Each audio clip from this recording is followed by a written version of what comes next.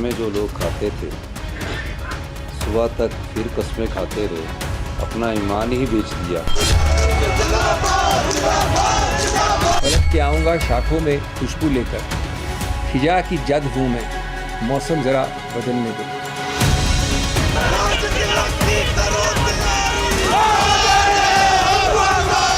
इस जीत को देखते हुए हिमाचल प्रदेश सरकार को अपने पद से मुख्यमंत्री को त्यागपत्र देना चाहिए। इतना ज़्यादा लोगों को दबाव में मत डालिए और जो विधायकों को लेकर सीआरपीएफ की और हरियाणा पुलिस की कॉन्वे जो लेके गई है, वो 5-6 विधायकों को लेकर गए हैं।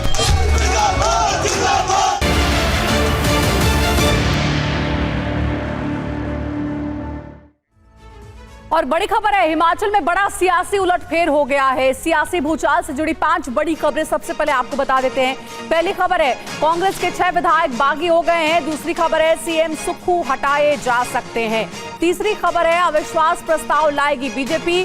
चौथी बड़ी खबर है, थोड़ी देर में कांग्रेस की बैठक होने वाली है। पांचवी अपडेट है, हुड्डा, डीके शिव कुमार हिमाचल प्रदेश आ रहे हैं, जिन्हें ऑब्जर्वर बनाया गया है और वो बागी विधायकों को समझाने के लिए शिमला पहुंचे हैं।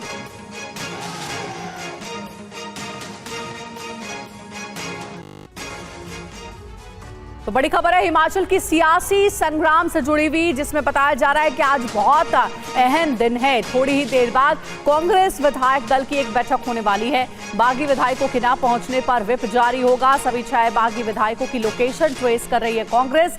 बागी विधायक नहीं माने तो सदस्यता भी जा सकती है। कांग्रेस मुख्यमंत्री बदलने को तैयार है। वहीं राहुल गांधी, खड़गे, केसी वेणुगोपाल की बातचीत में फैसला लिया गया है कि ऑब्जर्वर को भेजा जाएगा शिमला, ताकि वो बागी विधायकों को समझा सके। तो बहुत बड़ी खबर है, हिमाचल प्रदेश में अचानक से सियासी उबाल आ गया है। इसकी वजह यह है कि दरअसल कांग्रेस पार्टी के राज्यसभा उम्मीदवार थे अभिषेक मनु सिंघवी, और इनके विपक्ष में कांग्रेस के विधायकों ने वोट दे दिया है। 6 ऐसे कांग्रेस के एमएलए हैं जो बागी हो गए हैं, क्रॉस वोटिंग उन्होंने कर दी है। और उसके बाद कहा जा रहा है कि सुखविंदर सिंह सुक्खू, जो कि हिमाचल प्रदेश के मुख्यमंत्री है, उनकी कुर्सी खतरे में है, क्योंकि बीजेपी रणनीति बना रही है अविश्वास प्रस्ताव लाने की। देखिए, बहुत बड़ी खबर है, थोड़ी देर बाद कांग्रेस विधायक दल की बैठक होने वाली है फिर से, और कहा जा रहा है कि इस बैठक में आगे की रणनीति पर विचार किया जाएगा, क्योंकि कांग्रेस आलाकमान ने ऑब्जर्वर भी बना दिए हैं, जिन्हें शिमला पहुंचने का आदेश दिया गया है और बागी विधायकों को मनाने का आदेश दिया गया। अगर बागी विधायक माने फिर तो सब ठीक है, लेकिन अगर नहीं माने तो फिर सुखविंदर सिंह सुक्खू की कुर्सी जा सकती है।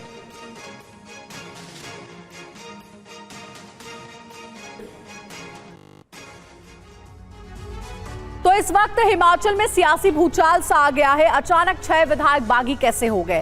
कांग्रेस ये सवाल उठाते हुए आरोप लगा रही है कि हॉर्स ट्रेडिंग, यानी कि विधायकों की खरीद फरोख्त हुई है। हालांकि बीजेपी इसे कांग्रेस के हिमाचल नेतृत्व के खिलाफ विधायकों की मोर्चाबंदी बता रही है।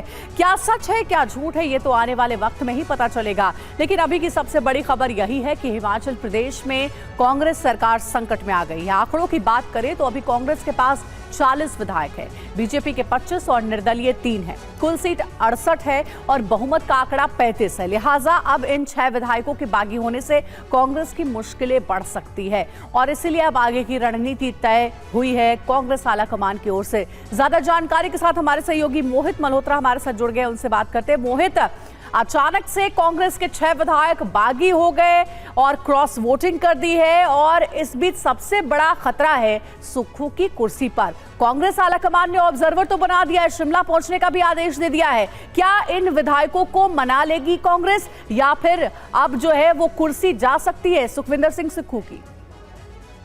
देखिए, नाराज विधायकों में से कुछ विधायक जो कि पूरे के पूरे विद्रोह को लीड कर रहे हैं, उनके खिलाफ कार्रवाई करने की तो तैयारी हो रही है। लेकिन अभी करीब 1 दर्जन से ज्यादा विधायक ऐसे हैं जो कि मुख्यमंत्री सुखविंदर सिंह सुक्खू को हटाना चाहते हैं और उनके साथ काम करने को तैयार नहीं है जी। तो इसी वजह से माना जा रहा है कि कोशिश की जा सकती है कि सबसे पहली प्राथमिकता है कि सरकार बचाई जाए, और सरकार बचाने के लिए सीएम फेस को बदलने की तैयारी की भी चर्चा लगातार जारी है। ठीक है मोहित, नजर बनाए रखिएगा आगे की हलचल पर। फिलहाल बहुत शुक्रिया आपका पूरी जानकारी देने के लिए। तो देखिए, हिमाचल प्रदेश के सियासत के लिहाज से आज का दिन बहुत ही अहम है। क्या कांग्रेस अपने नाराज विधायकों को मना लेती है, और अगर कांग्रेस विधायक नहीं माने तो फिर सत्ता परिवर्तन भी हो सकता है। और अब रुख करेंगे आधा मिनट पूरी खबर का। हिमाचल प्रदेश की सुक्खू सरकार पर खतरा मंडराता जा रहा है। बीजेपी विधानसभा में सुक्खू सरकार के खिलाफ अविश्वास प्रस्ताव ला सकती है। राज्यसभा चुनाव में क्रॉस वोटिंग के बाद हिमाचल प्रदेश में सियासी सरगर्मी तेज हो गई है। राज्यसभा चुनाव में कांग्रेस के 6 विधायकों के पाला बदलने के बाद कांग्रेस सरकार संकट में आ गई है। बीजेपी आज सदन में सुक्खू सरकार के खिलाफ अविश्वास प्रस्ताव ला सकती है। सूत्रों का कहना है कि कांग्रेस के 3 से 4 और विधायक सुखविंदर सिंह सुक्खू से नाराज चल रहे हैं। अगर बीजेपी सदन में अविश्वास प्रस्ताव लाती है तो वोटिंग के दौरान नाराज विधायक पार्टी से विद्रोह कर सकते हैं। कांग्रेस के 6 बागी विधायक और 3 निर्दलीय विधायकों ने हरियाणा के पंचकुला में डेरा डाल दिया है। उन्हें कड़ी सुरक्षा व्यवस्था के बीच रखा गया है। विधानसभा में वोटिंग के बाद कांग्रेस के 6 विधायक शिमला से निकलकर पंचकुला पहुंच गए। सबसे पहले उन्हें पीडब्ल्यूडी के रेस्ट हाउस में रखा गया, फिर कुछ घंटे के बाद उन्हें पंचकुला के एक होटल में शिफ्ट कर दिया गया। हिमाचल प्रदेश के और लाहौल स्पीति के हित में, क्योंकि दिल्ली के अंदर केंद्र में जो सरकार है वो ये हर्ष महाजन जी कैंडिडेट थे, तो हमने सपोर्ट करा उनको कि हमको बजट ज्यादा से ज्यादा है। और पंचकुला में जिस होटल में कांग्रेस के 6 और 3 निर्दलीय विधायक ठहरे हुए हैं, उसके बाहर हरियाणा पुलिस के कमांडो तैनात किए गए। पंचकुला से देखिए TV9 संवाददाता मोहित मल्होत्रा की रिपोर्ट। हिमाचल कांग्रेस के 6 विधायक और निर्दलीय 3 विधायक इस वक्त पंचकुला के एक होटल में रुके हैं, और इस होटल में आप देखिए हरियाणा पुलिस की सिक्योरिटी लगाई गई है, जो कि बिल्कुल इन विधायकों के साथ मौजूद रहेगी। इसमें हरियाणा पुलिस के कमांडो हैं। आप देखिए इस वक्त ये पूरी गाड़ी है, जो कि आप देखिए तमाम जो ये हरियाणा पुलिस के कमांडो हैं इनको यहाँ पे लाया गया है, तो सुरक्षा में रखा जा रहा है। ये जो विधायक हैं इनके साथ 4 और कांग्रेस के विधायक होने का दावा किया जा रहा है। हिमाचल सरकार पर छाए संकट के बीच एक और बड़ी खबर सामने आ रही है, और खबर यह है कि कांग्रेस हिमाचल प्रदेश में सीएम बदलने के लिए तैयार है। कांग्रेस अपने नाराज विधायकों को वापस लाने की कोशिश में जुट गई है। हिमाचल प्रदेश के लिए कांग्रेस ने 2 ऑब्जर्वर नियुक्त किए हैं। भूपेंद्र हुड्डा और डीके शिव कुमार को पार्टी के सामने आए संकट को दूर करने की जिम्मेदारी दी गई है। हिमाचल संकट पर मल्लिकार्जुन खड़गे ने राहुल गांधी से भी बात की है। सूत्रों का कहना है कि नाराज विधायकों को वापस लाने के लिए कांग्रेस आलाकमान मुख्यमंत्री बदलने के लिए तैयार है। राहुल गांधी, खड़गे और केसी वेणुगोपाल की बातचीत में यह फैसला लिया गया है। हिमाचल में कांग्रेस विधायकों की क्रॉस वोटिंग की वजह से कांग्रेस राज्यसभा चुनाव हार चुकी है। TV9 सत्ता सम्मेलन में गृह मंत्री अमित शाह ने कहा कि कांग्रेस अपने विधायकों को जोड़कर रखने में नाकाम रही है। पूरी कांग्रेस में बिखराव है, पूरे इंडिया गठबंधन में बिखराव है। वो अपने कुनबे को भी ठीक नहीं रख सकते। मैं नहीं मानता इसमें विरोधियों की कोई बड़ी कलाकारीगरी है। वो अपने कुनबे को ठीक नहीं रख सकते, इसी के कारण टूटता जा रहा है। मेरी समझ में नहीं आ रहा है किस तरह से लोग राजनीति कर रहे हैं। आपके वोट चले गए, आपके विधायक चले गए, और आपको मालूम भी नहीं है। हिमाचल में कांग्रेस सरकार संकट में है। TV9 सत्ता सम्मेलन में मल्लिकार्जुन खड़गे ने कहा कि बीजेपी जहां सरकार नहीं बना पाती, वहां जोड़ तोड़ की राजनीति में जुट जाती है। सरकार चुनी हुई गवर्नमेंट को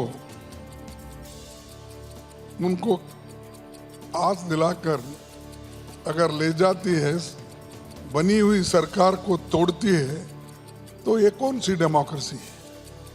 इससे पहले भी ऐसा ही हुआ। मध्य प्रदेश में, कर्नाटक में हुआ, मणिपुर में हुआ, गोवा में हुआ, हर जगह। और TV9 सत्ता सम्मेलन में इंडिया गठबंधन पर निशाना साधते हुए गृह मंत्री अमित शाह ने कहा है कि विपक्षी गठबंधन संतरे की तरह बिखर जाएगा।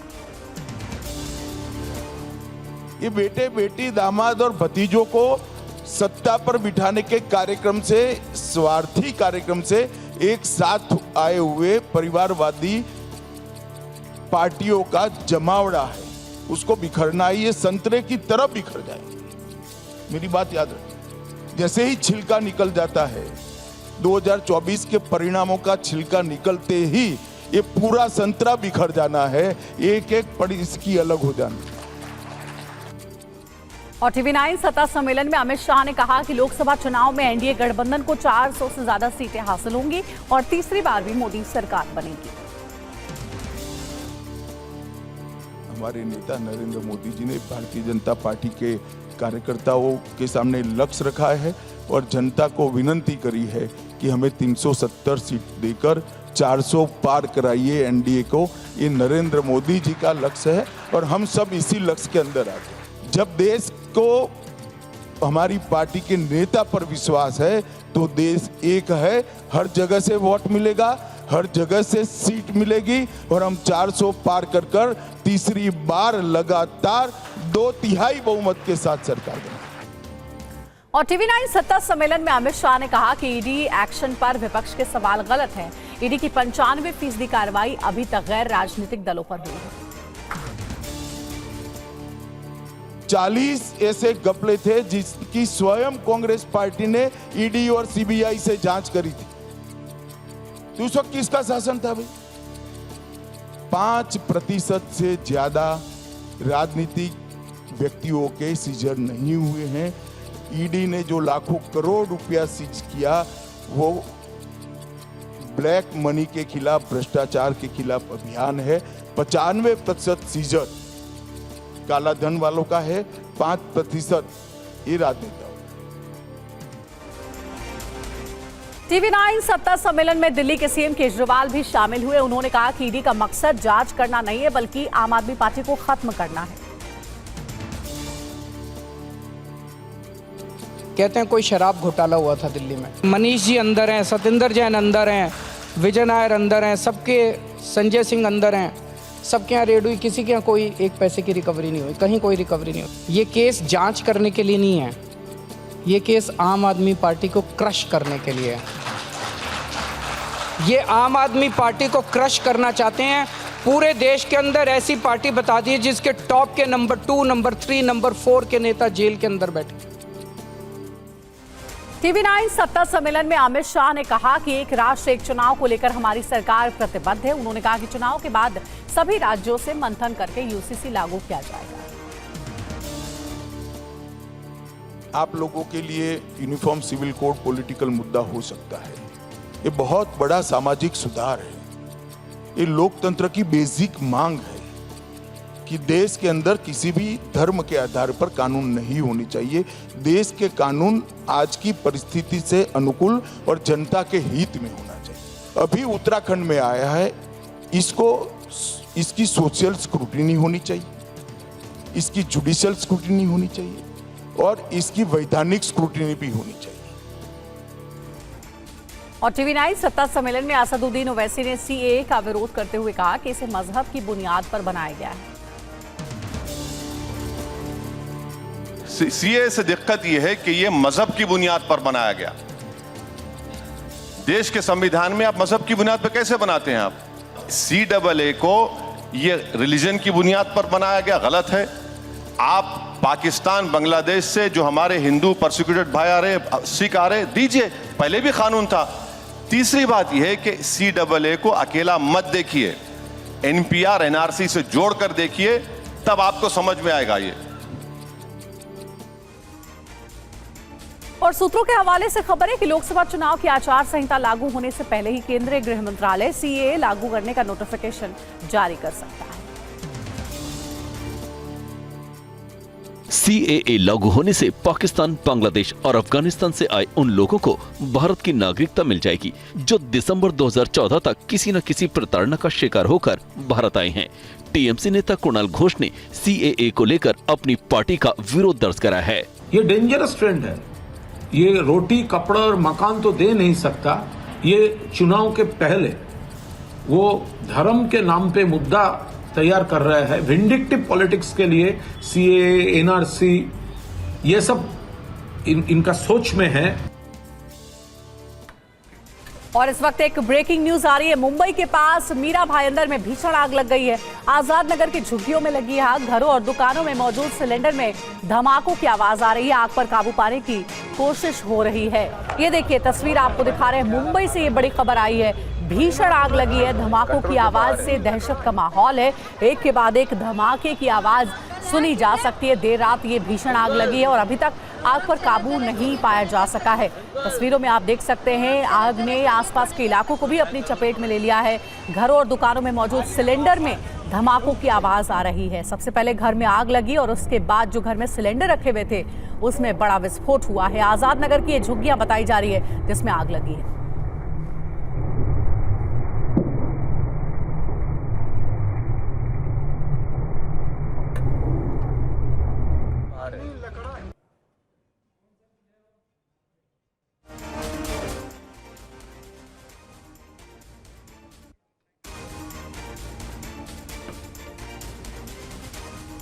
इधर बीजेपी ने सोशल मीडिया पर एक वीडियो शेयर कर दावा किया है कि कांग्रेस सांसद नासिर हुसैन के समर्थकों ने उनकी जीत के बाद पाकिस्तान जिंदाबाद के नारे लगाए हैं। हालांकि कांग्रेस सांसद ने इन आरोपों का बेतुका और बेबुनियाद बताया है। Pro Pakistani, Pakistan Jindabad slogans have been raised by the Congress party workers. Instead of condemning this, Mr. Nasir Hussain is trying to mislead and saying that somebody is spreading a false news, which is more dangerous. When I was there, when I was in the midst of the people, there are lots of slogans that were being shouted there, but I never heard a slogan called Pakistan Zindabad there. Samajwadi party के सांसद ST Hasan ने हिजाब के मुद्दे पर राहुल गांधी के बयान का समर्थन किया है। क्या कहा एसटी हसन ने, आपको सुनाते हैं उनका बयान। जो महिला पहनना चाहती है वो उसके ऊपर है। अगर वो अबाया पहनना चाहती है, कुछ और पहनना चाहती है, वो उसका बिजनेस है, उसका काम है, उसको अलाउ करना चाहिए। राहुल के इस बयान का समर्थन करते हुए समाजवादी पार्टी के सांसद एसटी हसन ने कहा कि ये अजीब सरकार आई जो मुस्लिमों को टारगेट करती है। ये सरकार बड़ी अजीबोगरीब सरकार आई है जिसके अंदर मुसलमानों को टारगेट किया जाता है। जब हमेशा पहनते चले आए हैं तो परेशानी की क्या बात है। वहीं लोकसभा चुनाव से पहले पीएम मोदी दक्षिण भारत के दौरे पर हैं। कल पीएम ने केरल का दौरा किया और आज वो तमिलनाडु और महाराष्ट्र के दौरे पर रहेंगे। प्रधानमंत्री कल पीएम मोदी ने केरल का दौरा किया। पिछले 2 महीने में पीएम का ये तीसरा केरल दौरा था। आज पीएम तमिलनाडु और महाराष्ट्र को कई सौगात देंगे। तमिलनाडु के थूथुकुड़ी में 17,300 करोड़ रुपए की परियोजना की आधारशिला रखेंगे। पीएम वीओ चिदम्बरनार बंदरगाह पर आउटर हार्बर कंटेनर टर्मिनल की आधारशिला रखेंगे और लाइट हाउस प्रोजेक्ट्स और वांची मनियाची नागरकोइल रेल लाइन का लोकार्पण करेंगे। इसके बाद महाराष्ट्र के यवतमाल में 4,900 करोड़ की परियोजनाओं का उद्घाटन करेंगे। नमो शेतकरी महासम्मान निधि की दूसरी और तीसरी किस्त भी बांटी जाएगी। और कल केरल के बाद पीएम मोदी तमिलनाडु पहुंचे और मदुरई के मीनाक्षी अम्मन मंदिर में पूजा अर्चना की। लोकसभा चुनाव से पहले पीएम मोदी भगवान शिव और मां पार्वती का आशीर्वाद लेने मीनाक्षी अम्मन मंदिर पहुंचे। मीनाक्षी अम्मन मंदिर में प्रधानमंत्री मोदी पारंपरिक धोती कमीज पहने नजर आए। तमिलनाडु पहुंचने के बाद पीएम ने शाम को मंदिर जाकर पूजा अर्चना की। पीएम मोदी को मंदिर की ओर से पूर्ण कुंभम मंदिर सम्मान में दिया गया। मीनाक्षी मंदिर भगवान शिव और उनकी पत्नी पार्वती को समर्पित है। मंदिर में शिव और मां पार्वती की एक साथ पूजा की जाती है। दिल्ली में आम आदमी पार्टी ने 4 लोकसभा सीटों पर उम्मीदवारों की घोषणा कर दी है। पूर्वी दिल्ली से कोंडली विधायक कुलदीप कुमार को उम्मीदवार बनाया गया है। कुलदीप कुमार को पूर्वी दिल्ली से लोकसभा उम्मीदवार बनाने पर आप समर्थकों ने जमकर खुशी मनाई। उम्मीदवार बनाए जाने पर कुलदीप कुमार ने खुशी जाहिर की और लोकसभा चुनाव में जीत का दावा किया। निश्चित रूप से 2024 जो है वो गठबंधन की सरकार का है और निश्चित रूप से देश में 2024 में गठबंधन की सरकार बनने जा रही है और पूर्वी दिल्ली उसके अंदर सबसे पहले जीत के आने वाली सीट अपनी साबित होगी। यूपी में बीजेपी ने राज्यसभा चुनाव में बाजी मार ली है। सपा के विधायकों ने ही अखिलेश यादव का खेल बिगाड़ दिया। बीजेपी के सभी 8 उम्मीदवार चुनाव जीतकर राज्यसभा पहुंचने में कामयाब रहे, जबकि समाजवादी पार्टी के सिर्फ 2 उम्मीदवारों को जीत मिली। सपा के तीसरे उम्मीदवार को हार का सामना करना पड़ा। समाजवादी पार्टी के 7 विधायकों मनोज पांडे, राकेश प्रताप सिंह, अभय सिंह, राकेश पांडे, विनोद चतुर्वेदी, पूजा पाल, आशुतोष मौर्य ने क्रॉस वोटिंग किया। सपा विधायक महाराजी प्रजापति वोटिंग के दौरान गैर मौजूद रही, जबकि एक और विधायक का वोट अवैध हो गया, जिसकी वजह से एनडीए के सभी उम्मीदवार आसानी से चुनाव जीत गए। लोकसभा चुनाव से ठीक पहले बिहार में इंडिया गठबंधन को बड़ा झटका लगा है। आरजेडी और कांग्रेस के 3 विधायकों ने पाला बदल लिया है। जिन विधायकों ने कांग्रेस और आरजेडी को छोड़कर बीजेपी की सदस्यता ग्रहण की है, उनमें कांग्रेस के 2 विधायक सिद्धार्थ और मुरारी प्रसाद गौतम और आरजेडी की विधायक संगीता देवी का नाम शामिल है। बीजेपी से झटका मिलने के बाद इंडिया गठबंधन के नेता हमलावर हैं। जनता उनको बिल्कुल माफ नहीं करेगी। जो बीजेपी और जदयू विचारधारा के विपरीत उनको चुन करके सदन में भेजा था, वो लोग कभी माफ नहीं करेंगे। ये जब क्षेत्र में जाएंगे, इनकी क्या दुर्गति जनता करेगी वो समय बताएगा। और साथ ही मुंबई में आज इंडिया गठबंधन की अहम बैठक है। बैठक में सीट बंटवारे पर बात फाइनल हो सकती है। कल मुंबई में 3 घंटे तक सीट बंटवारे पर मंथन हुआ, लेकिन सीटों के बंटवारे पर सहमति नहीं बन पाई। इंडिया गठबंधन के नेता आज फिर बैठक करेंगे। गठबंधन के नेताओं का दावा है कि महाराष्ट्र में सीट शेयरिंग पर बात लगभग तय हो चुकी है, बस ऐलान होना बाकी है। मोदी जी ने मोर्चा खोला है, उसे लड़ने के लिए वंचित बहुजन आघाड़ी हमारे साथ रहने वाली है। सारी सीटों पर चर्चा बन चुका है सर, बन जाएगा, बन जाएगा, बना हुआ है, कोई समस्या नहीं है, बन जाएगा। अगर पूरे देश में बना है तो महाराष्ट्र पीछे नहीं रहेगा। और उत्तराखंड की 5 लोकसभा सीटों के लिए बीजेपी के 55 नेताओं के नाम पर चर्चा चल रही है। राज्य की चुनाव संचालन समिति ने सभी नाम केंद्रीय नेतृत्व को भेज दिया है।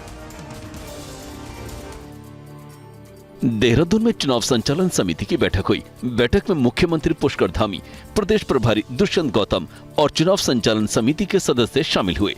पार्टी मुख्यालय में हुई बैठक में उन सभी नामों पर विचार हुआ जो चुनाव लड़ने की रेस में हैं। उन नामों पर भी चर्चा हुई जो प्रदेश नेतृत्व को प्राप्त हुए और पर्यवेक्षकों ने सौंपे। चर्चा के बाद राज्य की 5 लोकसभा सीटों के लिए 55 उम्मीदवारों के नाम केंद्रीय नेतृत्व को भेज दिए गए। उम्मीदवारों के नाम पर अंतिम फैसला केंद्रीय नेतृत्व लेगा। और गृह मंत्री अमित शाह ने गांधीनगर में लाइब्रेरी का उद्घाटन किया है। गुजरात के मुख्यमंत्री भूपेंद्र पटेल भी इस दौरान मौजूद रहे। गांधीनगर म्यूनिसिपल कॉर्पोरेशन की तरफ से स्मार्ट सिटी प्रोजेक्ट के तहत इस लाइब्रेरी का निर्माण किया गया है। 6 मंजिला लाइब्रेरी के निर्माण में करीब 20 करोड़ की लागत आई है। लाइब्रेरी में हिंदी, अंग्रेजी और गुजराती भाषा की किताबें हैं। लाइब्रेरी में महिलाओं के लिए अलग सेक्शन है। इसी प्रकार ई लाइब्रेरी के लिए भी अलग से सेक्शन बनाया गया है। ई लाइब्रेरी को वाईफाई और अन्य सुविधाओं से लैस किया गया है। बच्चों, बुजुर्गों और दृष्टिहीन लोगों की सुविधा का भी खास ख्याल रखा गया है। और देखिए, इस वक्त की बड़ी खबर आ रही है। मुंबई के पास मीरा भायंदर में भीषण आग लगी है।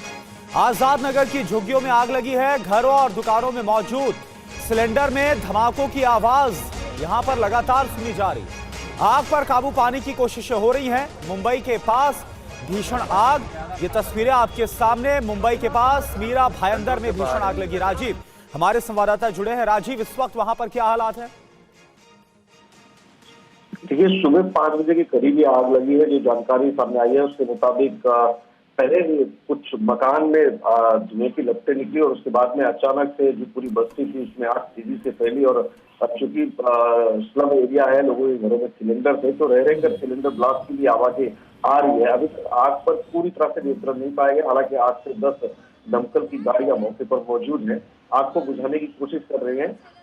गनीमत यही कि अभी तक किसी तरह की कैजुअलिटी की बात सामने नहीं आई है। पुलिस अधिकारियों से हमारी बात, उनका कहना कि अभी तक किसी के मिसिंग होने की रिपोर्ट सामने नहीं आई है।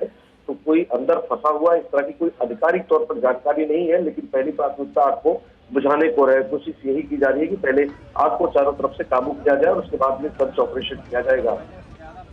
शुक्रिया आपका राजीव इस जानकारी के लिए। तो मुंबई के पास मीरा भायंदर में आग और लगातार यहां पर, क्योंकि यहां पर झुग्गियां हैं, सिलेंडर ब्लास्ट की आवाजें आ रही, अभी भी आग लगी हुई है और आग बहुत तेजी के साथ फैली हुई है। हिमाचल की सियासत से इस वक्त की बहुत बड़ी खबर। गवर्नर से मुलाकात करने पहुंचे हैं जयराम ठाकुर। राजभवन पहुंचे हैं जयराम ठाकुर। हाउस में फ्लो टेस्ट, कट, मोशन और बजट पारित करने के दौरान ध्वनि मत की बजाय वोटिंग की मांग की गई है।